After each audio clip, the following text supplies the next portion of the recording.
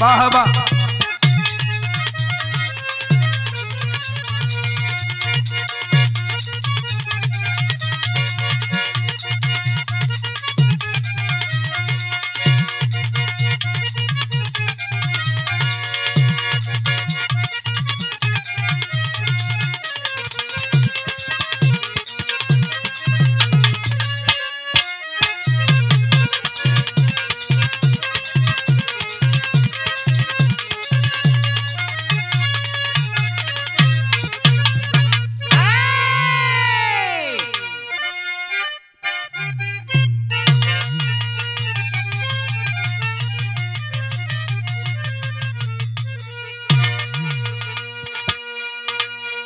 ऐतिहासिक विरहा। हमारा सनातन धर्म, हमारी सनातन संस्कृति अपने आप में बहुत कुछ समेटे हुए हैं। बहुत सारी चीजें ऐसी हैं जब अभी हम जान नहीं पाए। इसीलिए कहा गया जहां न पहुंचे रवि वहां पहुंचे कवि। दुल्हन भूमिका है मास्टर।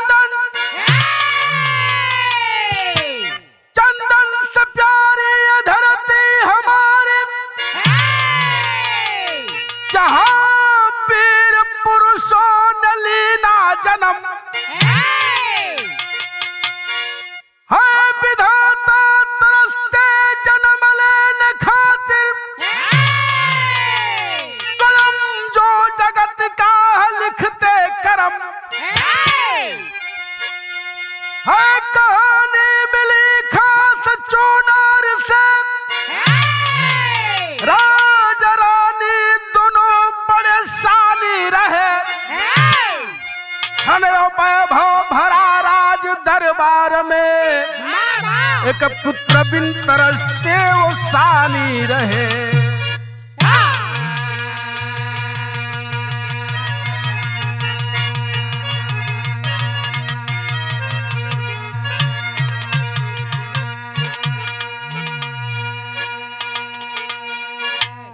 चुनार के राजा सब कुछ है, धन दौलत यश कीर्ति वैभव किसी प्रकार की कमी नहीं है। राजा रानी के चौथापन बाय कमी एक ही चीज कहा धनंजय कि कुल का कोई दीपक नहीं है, कोई बेटा बेटी नहीं है। तो कलन कवली का टुकड़ा लग गया लाल।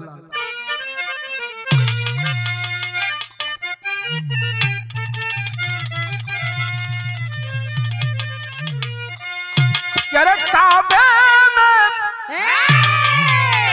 कि काबे में अब काबे में तेरा जलवा, काशी में नजारा है।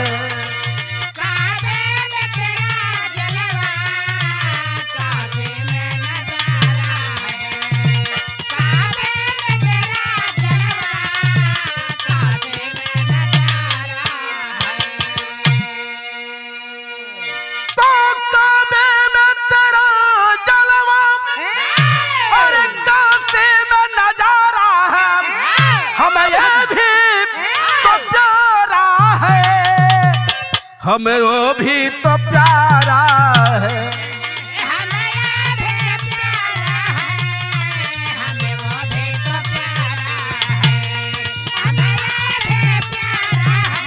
है, हमें वो भी तो प्यारा है।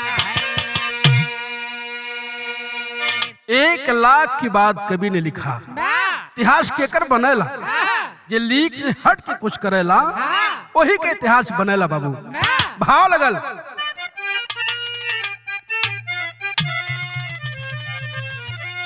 करे इतिहास इतिहास करे इतिहास कला चल में वीर जो भी संवरते हैं।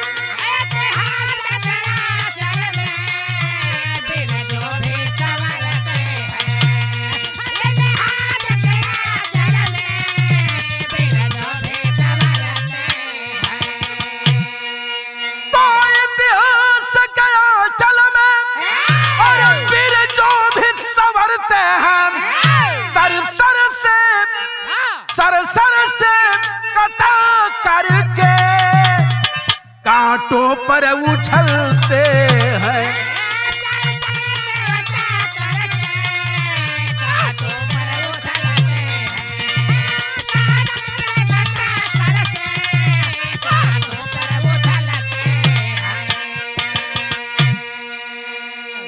इतिहास के आंचल में वीर जो भी संवरते हैं, सर सर से कटा करके कांटों पर उछलते हैं। 4 लाइन जौहरी शहर के अंदाज लगल मास्टर।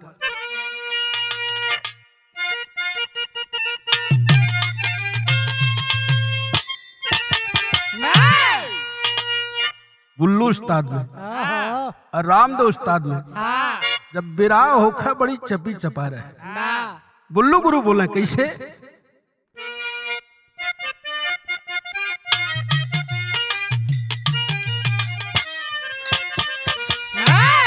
कहे कि जिस वीर उपजोधा की मूर्ति नारण में भूजा, लड़ कर के शीश कटाए इतिहास भी करता पूजा।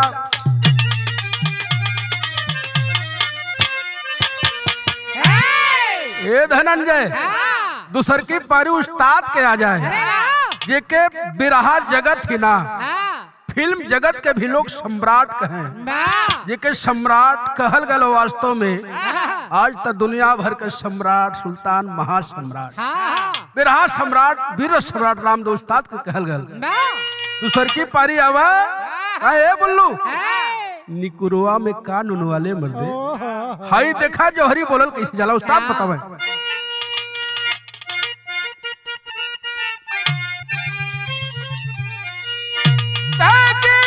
जिस वीर भूप जोधा की मूर्ति नारण में भूजा, चुनारगढ़ की ख्याति कोई वीर जोधा नहीं आका, गौरव फैलाए जिसमें राजर के बहादुर बाका, राजा और रानी सोने और दुलावर, कुल में नहीं कोई दारू भी फ्लावर। रानी से राजा बोले कैसे बस चलेगा, अरे रानी के मन में शंका शायद अब कलंक लगेगा।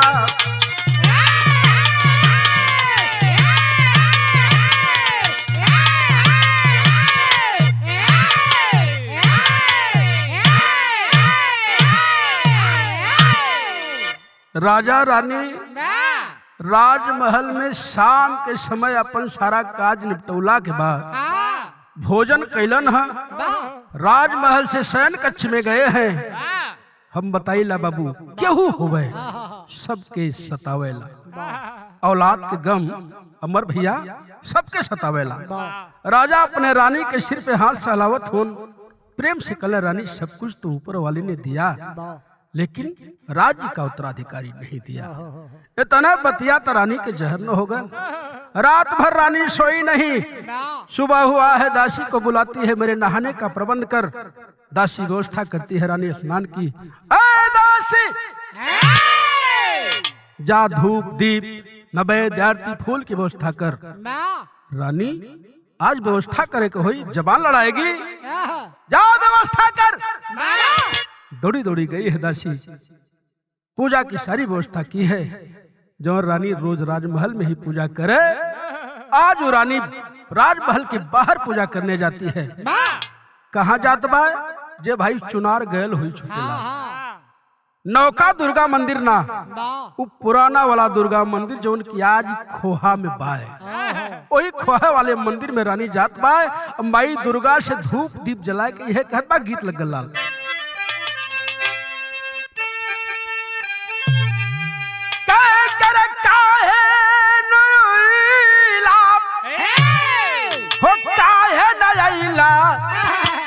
हमार बलमूरा तकाहे नयला, जाओ जाओ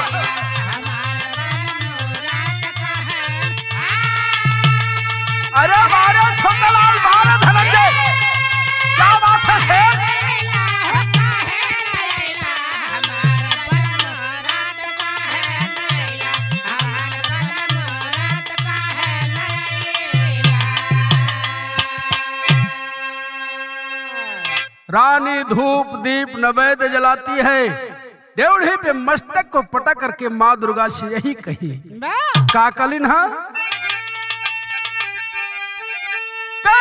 कैसे चली रात, अरे घराना ये माई, बझनिया के सुनी ताना ये माई।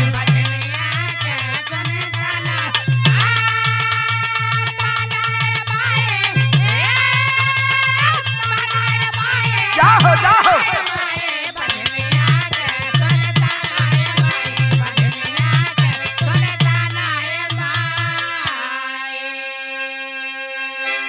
माई, राजा के रानी बनोलू, सब कुछ दिलू, वैभव के कमी ना है, यश और कीर्ति के कमी ना है, लेकिन दुनिया के लोग ताना मारते हैं माँ, इतना ना हमार सास ससुर भी ताना मारे लगे। रो रो के रानी कल सका कि सास ससुर दशाम बनी के मक्खी माटाम, अरे फूल जैसा दहिया भइल मोर काटा।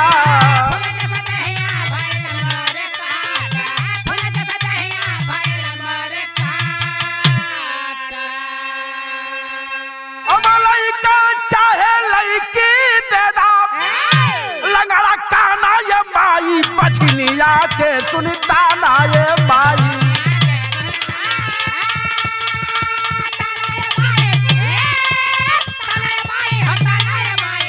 जियो जियो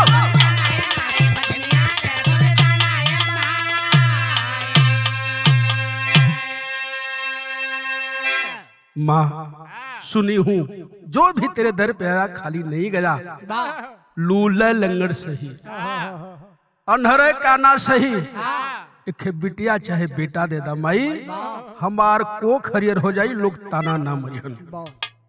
हम बताई ला बाबू, सच्चे मन से कोनो काम करबा छोटे लाल, वो कबो खाली ना जाला, बशर्ते कार्य वह हृदय से किया जाए तब। माँ दुर्गा का आसन डोला है, माँ दुर्गा प्रकट हो गई। जवन दीपक रानी जलोले बा, वह दीपक उठौली न ले बेटी, अगर ये जलता हुआ दीपक तेरे राजमहल के अंदर प्रवेश कर गया तो जान लेना बेटा पैदा होगा, अगर दिया बुझाया जाए तो जान लिया बिटिया पैदा हुई। मरता क्या न करता बाबू। आंचल में दीपक को छिपा करके रानी धीरे धीरे राजमहल की तरफ बढ़ी है। जैसे ही एक पर उठा करके ड्योढ़ी के अंदर डालना चाहती है, अचानक हवा का झोंका आया, दिया बूझ गयल। रानी के खिया से सावन भादो के धार चले लगल हो, देके छीन ले लू। अंतर्मन धिक्कार उठा, अरे रानी, अब तक तो लूला लंगड़ा काना कुछ भी बेटा चाहे बेटी चाहिए था, अब तुझे सिर्फ बेटा चाहिए। झट से रानी आंसू पुछली ना, राजमहल के अंदर गई, विश्राम की है रात्रि में पति के साथ। माता की महिमा, माता की कृपा, हमल से रह गई रानी, गर्भ से रह गई। 9 महीना बीता है, एक सुंदर कन्या जन्म लेती है। समय गुजरा लगल, समय जब गुजरल, लड़की आज 18 वर्ष को हो गल। शादी के तैयारी बा, घर मिले तो बर ना, बर मिले तो घर ना।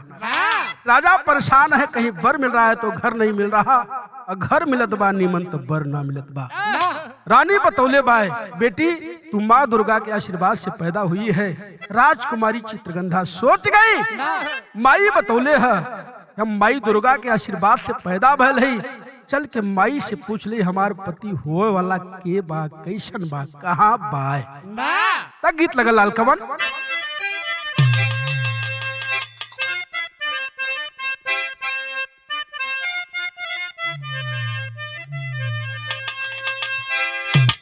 कोनो मेहरारू अपने सखी के बतावत बा, हमार जना का करेल, का बतौले सलाल कि कही हुई है सड़क पे, अरे कही हुई है सड़क पे, लखत हुई है, कही हुई है सड़क पे।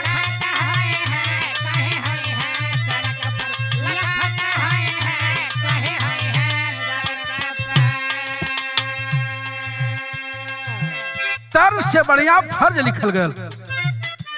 राजकुमारी माँ दुर्गा के मंदिर में गई है, मस्तक को पटकी है, मथवा पटक के माई दुर्गा सही है कहलत। अरे उठे लागल माई रे हमारी,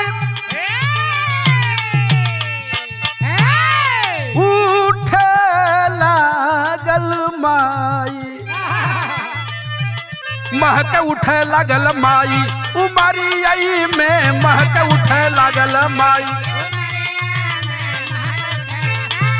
जाहो जाहो लाल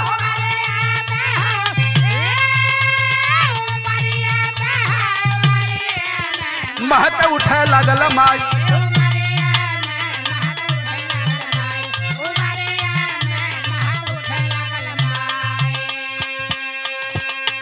अरे महक उठे लागल माई देखबू यही उमरी में की घूघट कहिया ले काढ़बू घूघट कहिया ले काढ़ब चुनरिया में घूघट कहिया ले काढ़ब।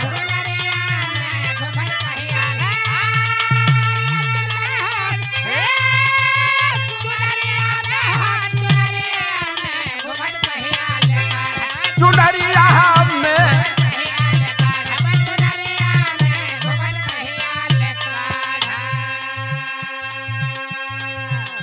तो रही आशीर्वाद से पैदा भैली।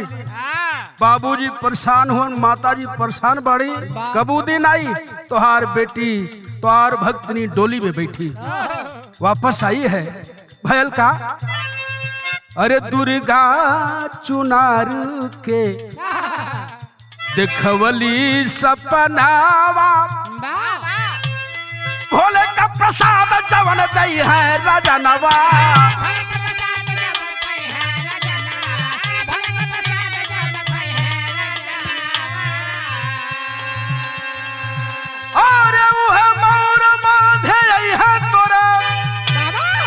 अब बखरिया में घूघट कहिया ले काढ़ चुनरिया में घूघट कहिया ले काढ़।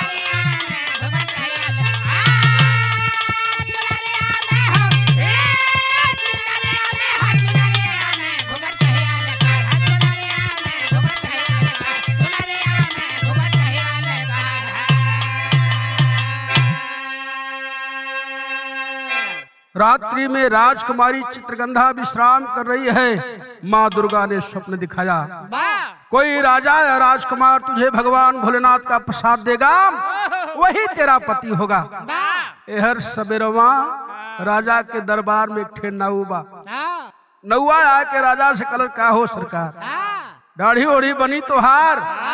राजा कलन ठाकुर बड़ा दिन होगल बना देता दाढ़ी बनावत बा नौ कहत बा कि ए राजा लड़किया के सदिया कहीं पड़ल। राजा कलन ठाकुर वहीं तक तो कहीं व्यवस्था ना भयल काहे परेशान हुआ। एक रिश्ता बाय हमारे समधी का जजमान हुवन नौगढ़ नरेश का लड़का खाली है। राजा कलन यार रिश्ता बढ़िया हुई तो कलिप ठाकुर चला झट से दाढ़ी बनौलस।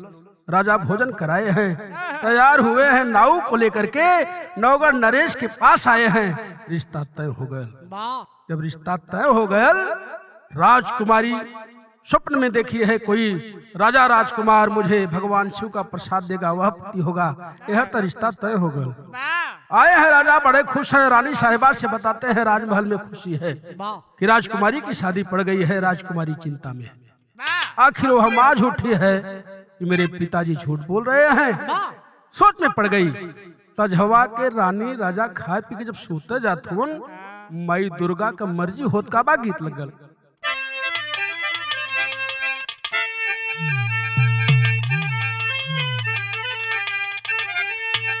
वह गीत बा अरे पिया परदसिया न भावनुआ अब बिरही बनली बात सजारी अरे मोरी उड़ी उड़ी जाले चरिया।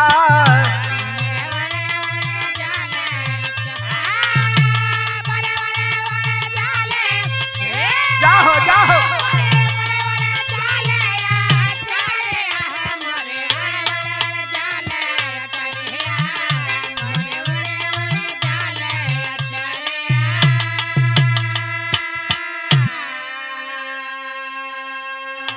शयन कक्ष में राजा रानी हैं।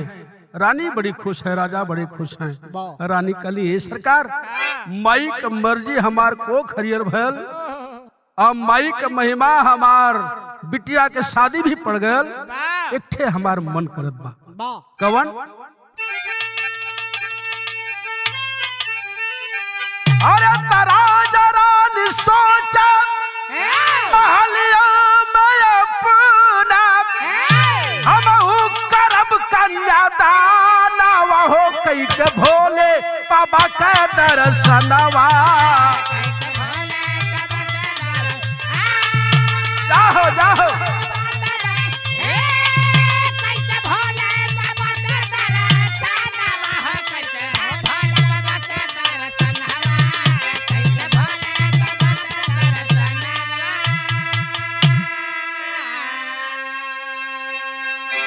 सरकार इच्छा बाय बिटिया के ब्याह कल जाए, लेकिन पहले भगवान भोलेनाथ का दर्शन काशी में कलेवल जाए। तब कुल जस दहिया साचा में रहल गढ़ल, अब बिटिया भी अली साथे डोला चढ़ल।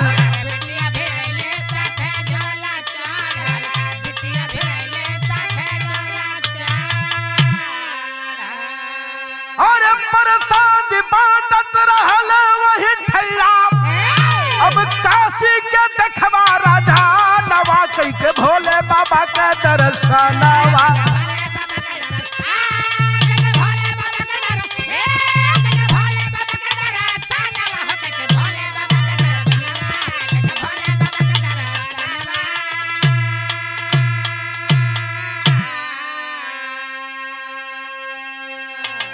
डोला फना दिए राजा चुनार नरेश भोरे भोरे पहुंच गए काशी में।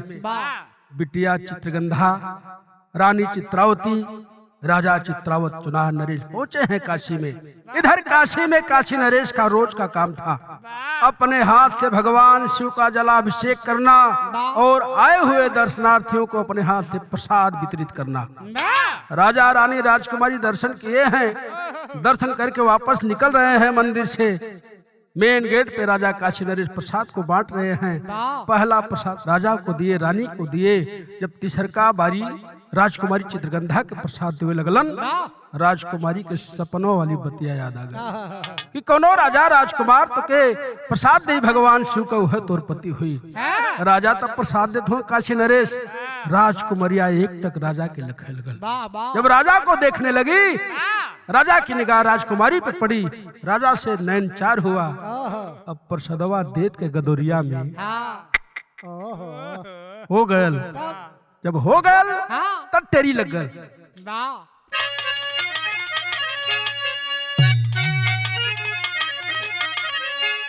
अरे तमाई के बारे से बर मिल गयल, अरे माई के बारे से बर मिल गयल। तब दुल्ही बना बदल बकरी होके अगुआई, अरे अगुआई।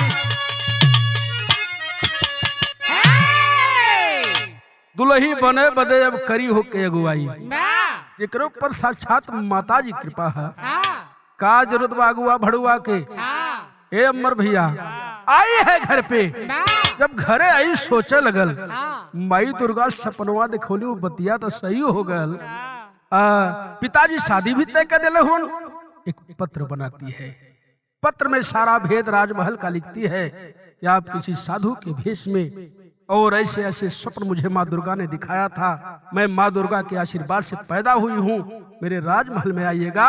मेरी शादी पड़ चुकी है, किसी साधु के भेष में, किसी जोगी के भेष में आइएगा। क्योंकि मेरे माता पिता साधु में, संतों में, सन्यासियों में, जोगी में बहुत विश्वास रखते हैं और मेरा हाथ देखने के बहाने मुझे मांग लीजिएगा।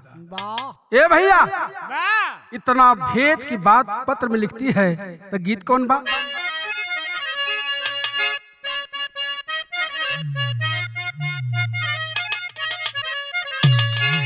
कि गजब हर का गुजहरिया गजब कर हो,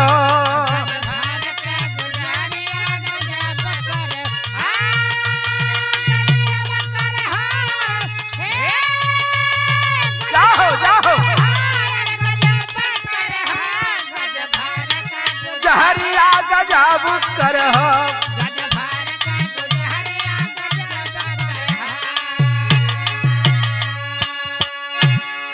राजकुमारी पत्र लिखती है, लिखत का है कि जवन हाथ दिहला, वो जवन हाथ दिहला परस परसाधी दुलार कई के। जाहो जाहो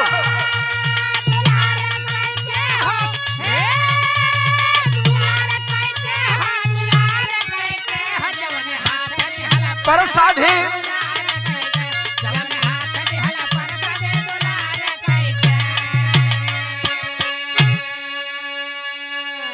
जौने हथवा से प्रसदवा देला वही हाथ से काम करदा कवन काम। अरे वही हाथ दे दनुराम अब विचार कई के हो जवन हाथ दिहला परसादी दुलार कई के।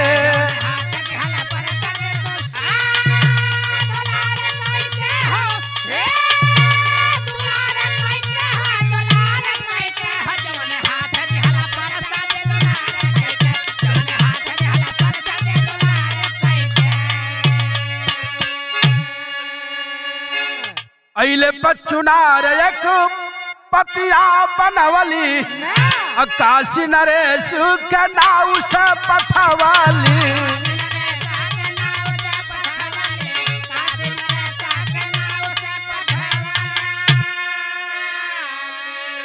अरे दुल्हा बन के वो डोलिया कहार कई के हो वही हाथ दनुरा विचार कई के।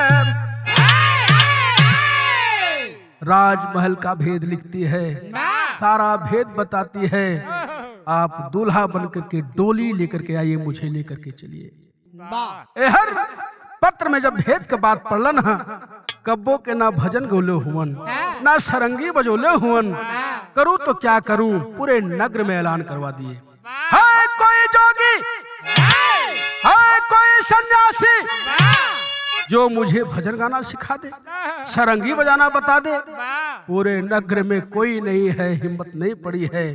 संजोग के गति बाबू गोरखपुर मठ के रहने वाले जोगी पूरनलाल काशी में स्नान करने के लिए गए हैं। राजा के ऐलान को सुने हैं, दौड़े दौड़े राजमहल में आए हैं।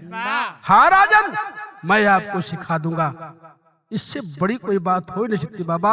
बहुत बहुत आभार आपका, गुड़वा पे गिर गिले काशी नरेश। मालिक का मर्जी सिद्ध पुरुष हवन, एको घंटा ना लगल।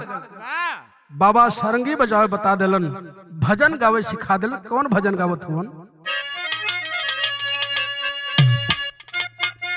वाह वाह। अरे जिंदगी का मतलब तो बस आना और जाना है।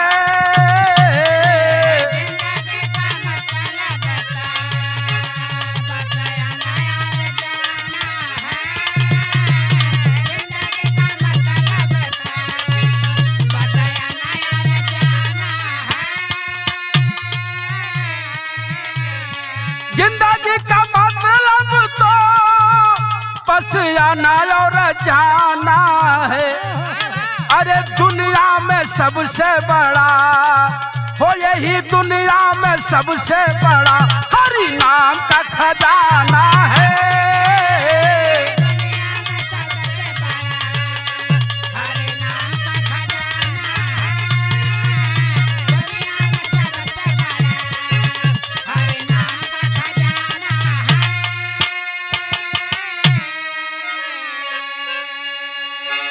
यह भजन बाबा गौलन राजा सिखलन।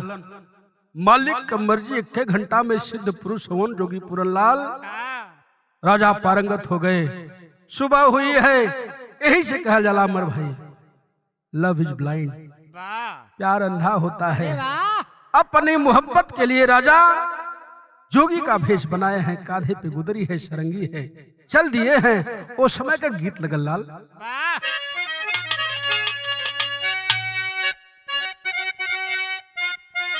जाहो जाहो।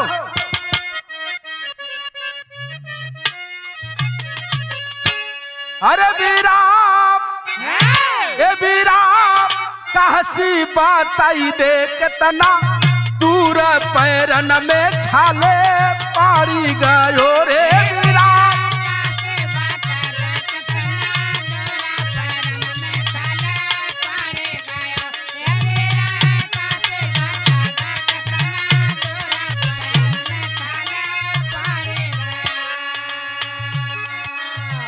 तर्क से बढ़िया फर्ज लिखल गयल बाबू। कितना बढ़िया भाव कवि ने लिखा। अपनी मोहब्बत के खातिर काशी नरेश जोगी बने हैं, रूप कैसा है गौर करेंगे। अरे जोगिया हो जोगिया चेहरत सारंगिया के तार चुनार गढ़ाई गयो रे जोगिया गढ़ाई।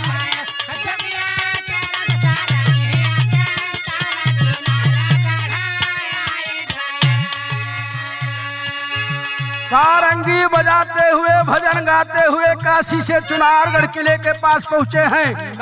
बड़ा सा बट का वृक्ष है, महल के पास बैठ गए और भजन गाने लगे। रानी के कान में आवाज गई, कोई जोगी बड़ी सुंदर भजन गा रहा है। काशी बुला ले, महल के अंदर दासी आवाज दी है, राजा काशी नरेश अंदर गए हैं। जोगी के भेष में जब गईलन, रानी कहलिन ए बाबा बाबा देखा में बड़ा सिद्ध पुरुष लगत हुआ, बड़ी अल्हड़ उमर बाय, कौन ऐसा निर्दयी गुरु रहल जौन तोके जोगी बना दिलस हो। बाबा कलन हे रानी जो कुछ कहना है मुझे कह ले, मेरे गुरु के ऊपर मत जाओ। ए बाबा बिटिया के हमरे शादी पड़ल बा, तैसे जोग संजोग देख लेता कि संजोग सही बा कि ना। बुलाओ जल्दी बुलाओ बेटी को, बात है भयल जो राजा चाहत हूं। ए भैया तब बिटिया हाथ दिखावे आईली,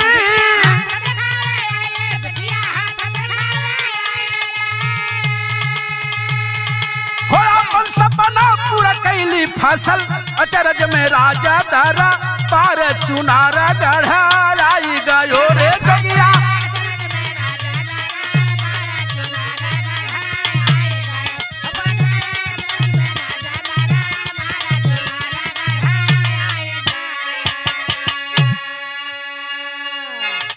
बाबा हथवा के पकड़लन, अंगूरी के पोर के काशी नरेश जोगी के भेष में जब पकड़लन है, अनुरुद्ध यह कहलन है का, यह कहलन ए रानी ये हम ना कहत ही, तोहरे बिटियवा के हथवा के रेखवा कहत बा, का कहत बा। अरे कहत रानी हो अब कहत रानी करे हाथे करे खा, कहत रानी करे हाथे करे खा।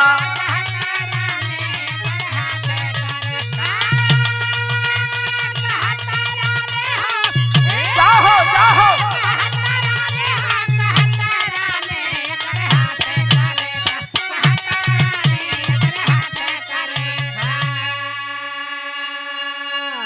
इतने बतिया त राजा कलन की रानी हम ही ना कहते करे हथवा के रेखा कहत बा।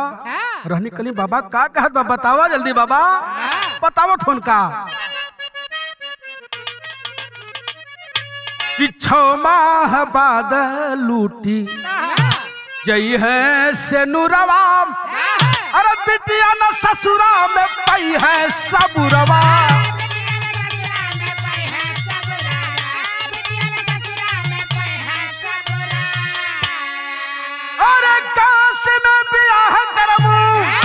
खुश रही रानी कर हाथे करे खा, कहत रानी कर हाथे करे खा।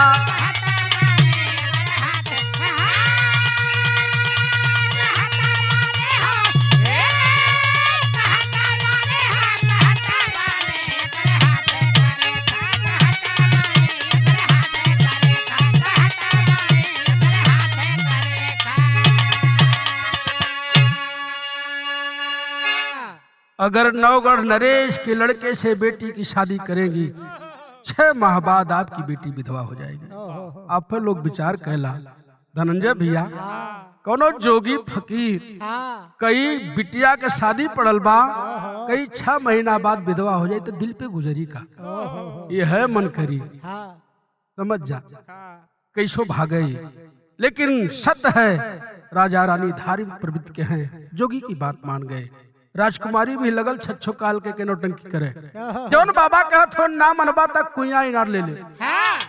ना बेटी ऐसा मत कर, तेरी शादी मैं काशी नरेश से ही करवाऊंगा। वापस आ गई अपने राजमहल में, न्योता भेजवा दिए काशी नरेश के यहाँ। नवगढ़ नरेश की फला डेट को मेरी बेटी की शादी थी, वहाँ मैं शादी नहीं करूंगा।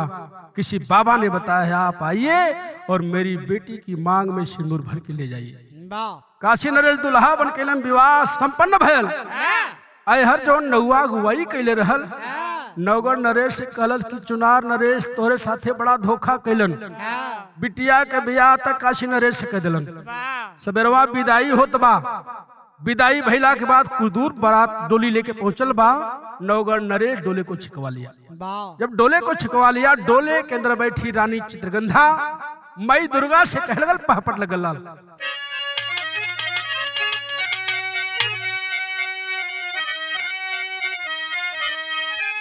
कहे कि डकली अबही ना ड्यूढ़ी तुवरिया दुर्गा माई हो, कैसे विधवा हो जाई उमरिया दुर्गा माई हो।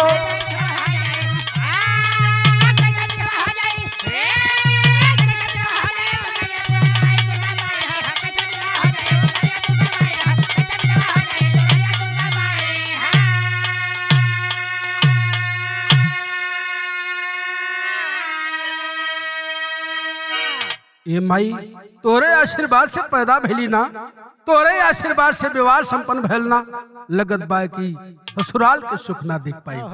ए मतारी एक ठे काम तो कह देबू ते काम तो हर बिटिया कह दे। कवन काम कहत बा? कह कि सैया हमारा तलवारी से अरे काट के गर्दनिया हो, तोरे मंदिर में धोई है माई, सुनबू तोरे चरनिया हो। अरे पूजा देवा तोरे हम मंदिरिया दुर्गा माई हो, कैसे विधवा हो जाई उमरिया दुर्गा माई हो।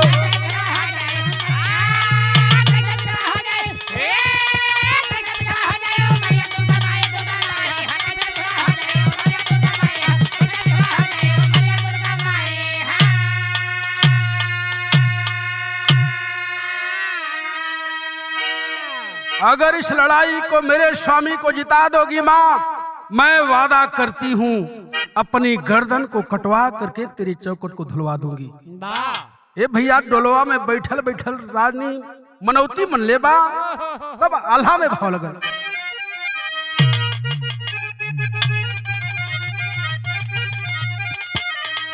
हर तनार के करनवा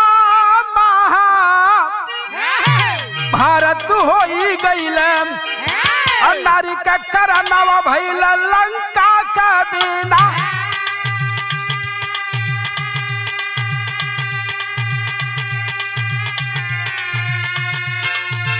दुर्गा महारानिया बस गईल तलवारिया,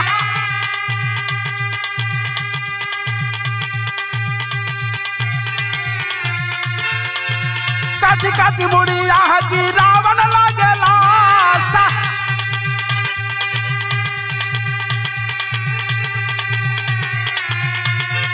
तोलवा थाना के लाए राजा नगरी में,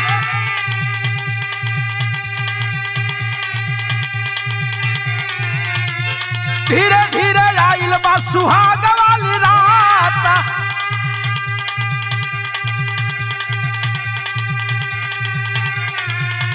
अरे हथवा के जोड़ी बोली ना बेली दुलानिया,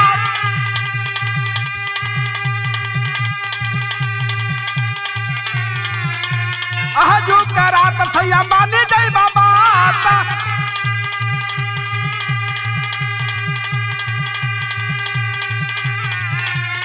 अरे महिला चढ़ाना हमारी गर्दन दुर्गा के, तब हो मनाई सुना साथे सुहागरा का बोला।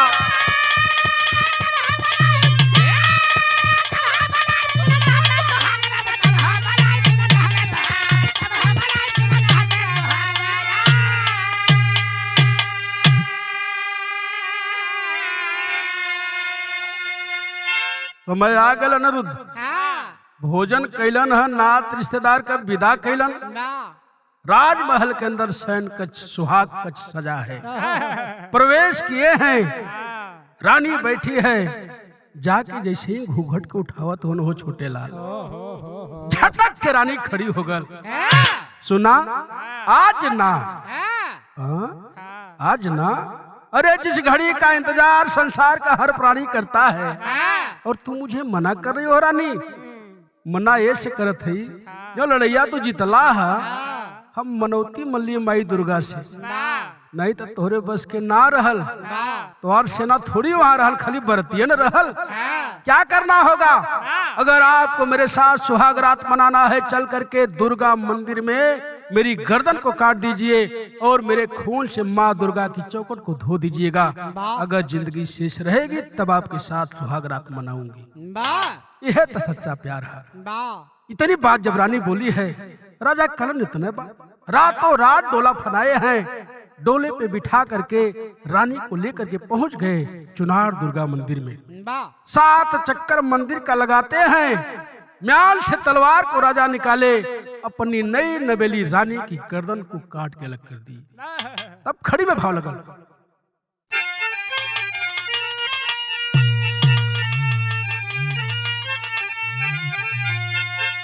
अरे बले बिहाल जबर जनवा घूम के भवर, तब प्रगट हो गई भवानी आज चुनार नगर।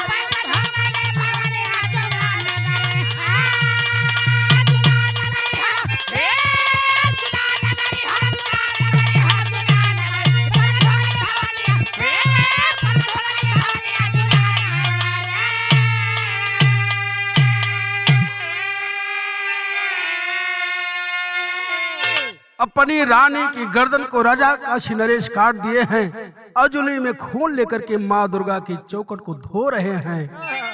ए भैया, जब धो के खाली भइलन, जब बाहर निकलन है, सोच गिलन जिस मोहब्बत के खातिर मैं जोगी बना, बिना खड़ाऊ के चला, 10 किलोमीटर 20 किलोमीटर सैर किया, पैदल चला, खाया नहीं पिया नहीं, जब मेरा प्यार ही नहीं तो इस जिंदगी का क्या मतलब। 7 फेरा मंदिरवा के खुद अकेलवा घूमलन है। अपनी भी गर्दन को राजा काशी नरेश उसी मंदिर में काट दिए। जब राजा रानी दोनों का सर धड़ से अलग बा तो मई दुर्गा के आसन डोलगल प्रकट हो गई। प्रकट भली तक कैली न का, हरे अंगूरी के चीर अपने अमृत गिरवली, रानी चित्र गंधा के महारानी तब जिया वाली।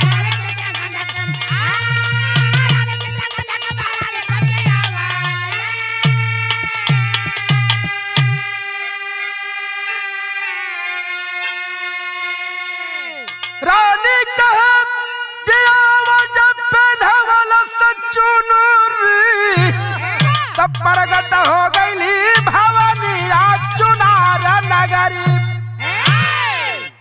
जौने तलवरिया से राजा अपन अपने रानी के गर्दनवा कटले हुवन, वह तलवार माई दुर्गा उठोली न, अनामिका अंगूरी में चीरा मारी है। रानी की जिह्वा पे एक बूंद रक्त गिराई, रानी का सर धड़ से जुड़ गया, रानी जिंदा हो गई। रानी का सर धड़ से जुड़ा है, रानी जिंदा होती है, देखती है मेरे पति की लाश। कलश के माई तो ही सब कुछ दिलू, तो ही छीनत हो। अगर हमार पति ना जिंदा करबू, हमारे स्वामी के ना जिंदा करबू, एक तलवरिया से अपन गर्दनिया फिर से काट ले। जिंदा करना है तो मेरे पति को जिंदा कर दे। तब सीता सावित्री जसु कई के कठिन त्याग हो, अब पाई गई रानी देखा अपन सुहाग हो।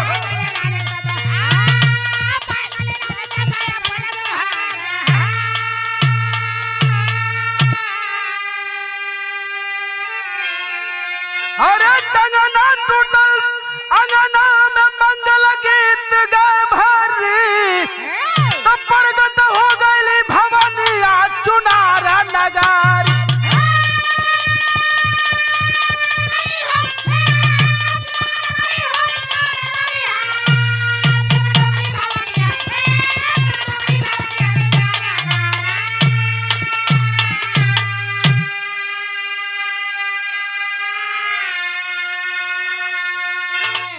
अपने सत के बल पर रानी अपने सुहाग को पाती है।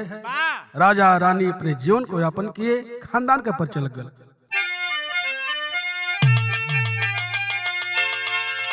गुरु बिहारी गुरु गणेश हरिनंदन जी सहदेव स्वर्ग बसे रामधारी चंद्रिका।